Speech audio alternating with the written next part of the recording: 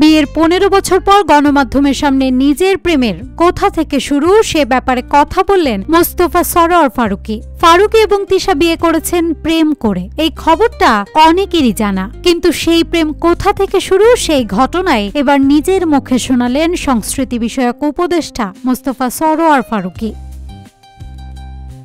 অন্তর্বর্তী সরকারের সংস্কৃতি বিষয়ক উপদেষ্টার দায়িত্বে থাকা ফারুকীর মুখে জানা গেল, এই তারকা দম্পতির প্রেমের গভীরতা শুরু হয়েছিল কুমিল্লায় একটি নাটকের শুটিং করতে গিয়ে। ফারুকী অবশ্য জাতীয় কবি কাজী নজরুল ইসলামের প্রেমের প্রসঙ্গে কথা বলতে গিয়ে নিজের প্রেম ও প্রণয় নিয়ে জানিয়েছেন। 25শে মে কুমিল্লায় জাতীয় কবি কাজী নজরুল ইসলামের 126তম জন্মবার্ষিকীর মূল অনুষ্ঠান ছিল। RICL TMX, যুগের পর যুগ স্থাপনা থাকে মজবুত।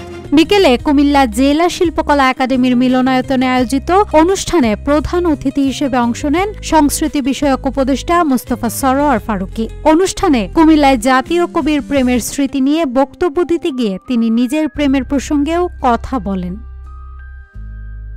মোস্তফা সরোয়ার ফারুকী বলেন, কুমিল্লার সঙ্গে আমার গভীর প্রেম।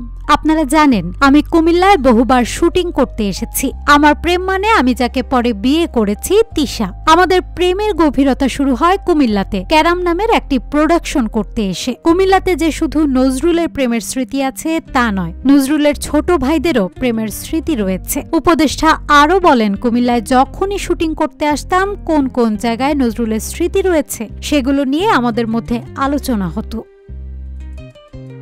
এবার নজরুলের জন্মবার্ষিকী জাতীয়ভাবে কুমিল্লায় পালিত হচ্ছে। 24-এর গণ অভ্যুত্থান নজরুলের উত্তরাধিকার প্রতিপাদ্যে 3 দিনব্যাপী এ অনুষ্ঠানের আয়োজন করে সংস্কৃতি মন্ত্রণালয়।